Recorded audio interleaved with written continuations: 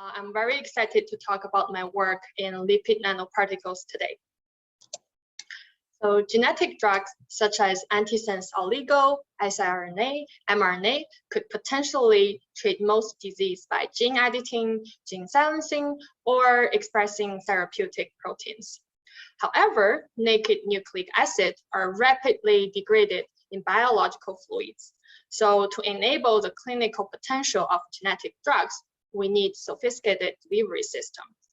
As a leading non-viral delivery system, lipid nanoparticles have presented outstanding functional and structural properties, such as targetability, low toxicity, and easy synthesis in large scales. The success of Pfizer and Moderna COVID-19 vaccines has drawn attention to lipid nanoparticles again. However, when it comes to clinical translation of LNP-enabled therapeutics more generally, there are still many challenges remained. So LNP can protect nucleic acid going into cells, but the delivery efficiency is still very low. So to improve the delivery efficiency, we need understand of how the drugs are loaded into LNP and the structure of LNP. So the research question I want to focus on today is how does the structure of LNP change as a function of pH and drug loading? These are model structures for LNP at different pH with or without genetic drugs. And these LNP are made of 4 different kinds of lipid components: PEG, DSPC, cholesterol, and ionizable lipid. The ionizable lipid is designed to optimize the drug loading. They're positively charged at low pH and can interact with the negatively charged genetic drugs. And when we raise the pH to pH 7, some of the ionizable lipid become neutral. Some of the ionizable lipid are still positive to encapsulate the genetic drugs. But the overall lipid nanoparticles is still neutral, and they form more stable structures. This is very important to minimize the toxicity when it's inside the body. So this hypothesis has been studied by many research groups, but the internal structure of the LNP and the spatial distribution of the drug molecule inside LNP are not well understood. So to study these detailed structures, we need advanced technique.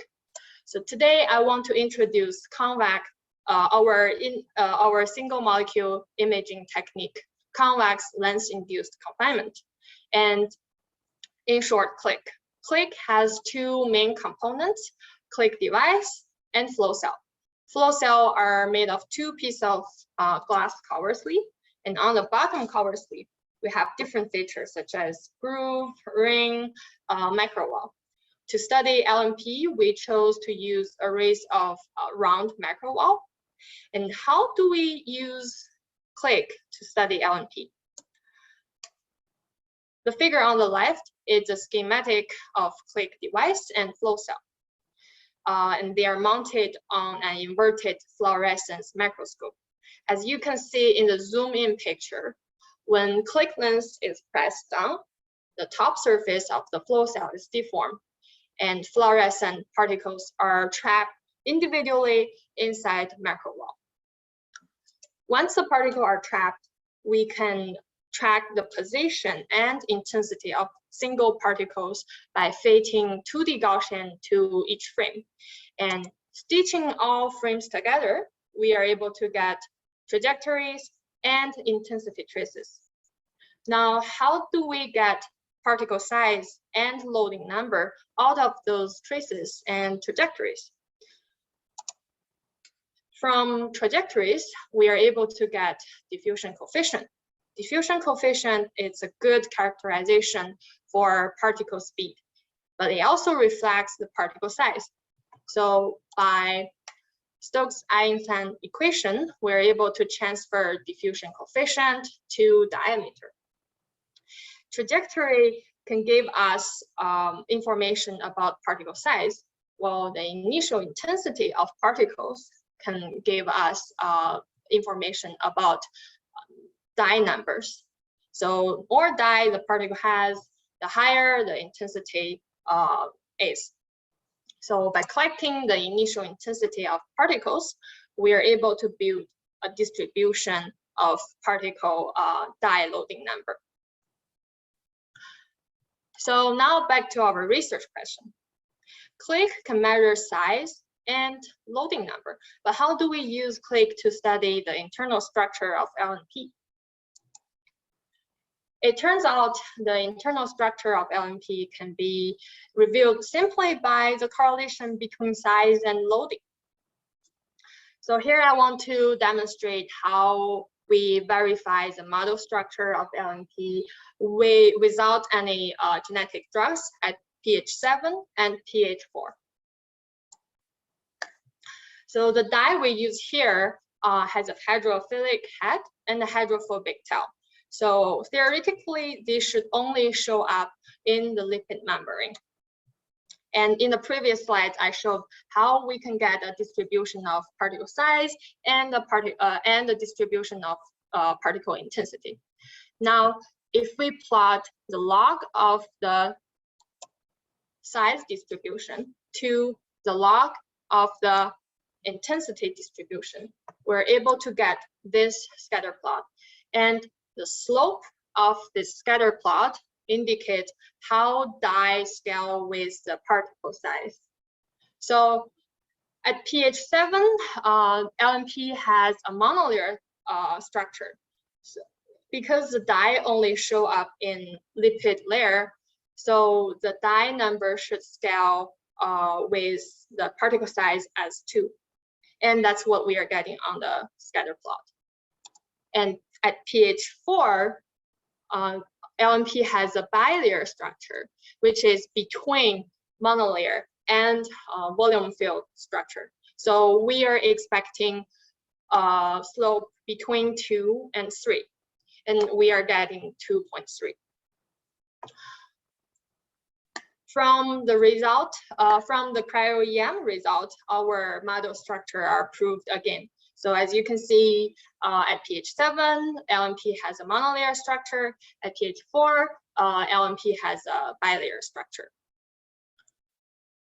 So when the dye is in the lipid membrane, we can study the structure of LNP. But if we label single dye on each drug molecule, we are able to study the spatial distribution of the drug molecule inside the LNP. So here is the scatter plot we got for LNP that's loaded with siRNA, and all the dye are labeled on the drug molecules. To recap again, a monolayer structure, we're expecting a slope of 2. And if the drug molecule follows a volume field structure, we're expecting a slope of 3. However, since neither 2 nor 3 fits well to our scatter plot, and which indicates the drug loading number is not strongly correlated to the particle size, which could potentially be explained by that drug molecules forms nugget shape inside the LNP. So small particle could have large nuggets inside, and large particle could have small nuggets inside. Okay, here I want to thank my team and collaborators, especially to my supervisor, Professor Sabrina Leslie, and my mentor, Dr. Albert Camazzi. Okay, to sum up, there are 3 achievements done in this work. First, we developed CLiC technique for single particle tracking. Second, we measured size and drug loading number for LNP at different pH.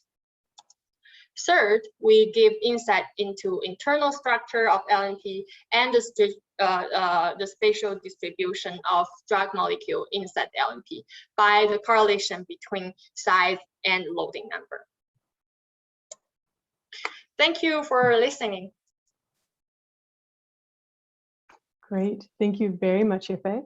So I'm pleased to open the floor for questions from the audience. So Yifei, what LNP sample are you using for these tests? Okay, so the LNP sample we are using, it's called Onpattro formulation. So it's the first formulation that's approved by FDA for siRNA-based drug. Great, thank you. And then how do you calculate the diffusion coefficient? Could you speak to that? Okay, so we use mean square displacement to calculate diffusion coefficient.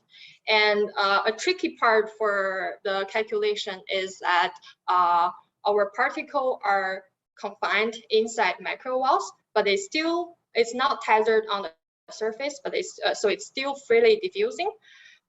Because the microwell is big enough, so we have enough points before the MSD curve saturate. So we will only use a linear part of the MSD curve to fit our diffusion coefficient. Great, thank you. So I actually have a question from Marcel Bally. So Marcel, let me just make sure I can unmute you on my end, and then you'll be able to speak. Okay, Marcel, so you should be able to go ahead. Can I go ahead now? Of course. Okay. So that was a great presentation. I did have a question about whether you get information about the single particle. So you average the data, and so I'm curious as to your idea that there is a nugget of RNA that's inside the particle, and you say that some large particles could have more nuggets and small particles could have less nuggets. So that means you need to look at the individual particle. Have you done that? Yes, our measurement is from individual particles, but it's and also the conclusion from that slide is the size and the number of drug are not correlated. So small particle could have more drug, and large particle could have less drug. So they're not correlated, and those measurements are from single particle. So each dot is from a particle measured. Yeah. Perfect. Thank you. Okay. Great. Thank you very much for the question, Marcel. And Yifei, we have two more questions for you. The first is from Ariadne Tuckman Mantelbito, who has asked, are you testing these LNPs in biological systems, or do you plan to in the future? Okay, yes, so how I view this research is that we have different parts of the research going on in this field. So I'm from physics background, and we also have chemistry and biology. So this is more like a upstream before we going into animal model. So yeah, we want to look at those sample on microscope, and then it will go into an animal model. And also this is a drug that's already in clinic, so it's being tested already. Great, thank you. So our next question is from Parth Patel, who asks, is the dye loading checked at the range of pH from pH 2 to pH 7? And did you see any trends in dye loading? So the dye loading, it's based on the charge of the LNP. So we can load a different number of dye based on the number of ionizable lipid that's inside the particle. So yes, but they do have different structures at different pH. Great, thank you. And the last question at this time is from an anonymous attendee, and they asked, how did you determine the concentration of LNP? Okay, so the LNP concentration, because we are doing single single particle imaging, so that's something we test on the microscope to make sure when we click the flow cell, we are able to trap one particle per cell per microwell. So, and we also have a fluorometer to help us decide the concentration.